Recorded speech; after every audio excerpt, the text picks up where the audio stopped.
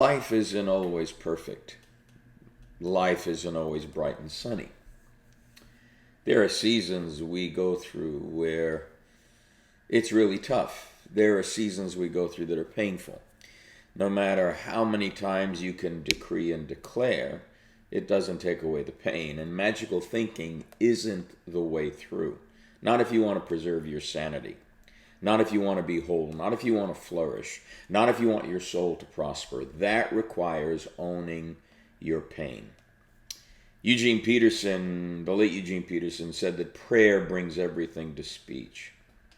And in this season, I think it's really important that we always have the kind of reality checks that life isn't always bright and sunny.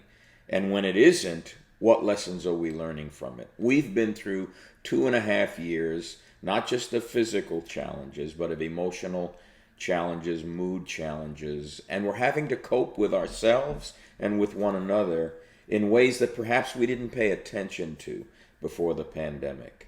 So when David in Psalm 130 says, "Out of the depths I have called to you, O Lord, hear my voice," he's saying, God, I'm wrestling with some deep stuff here, and I want to know that I'm heard, because the stuff that I used to think about when everything was wonderful and I led worship and praise and everything was great and I could see and sense your presence, that was wonderful.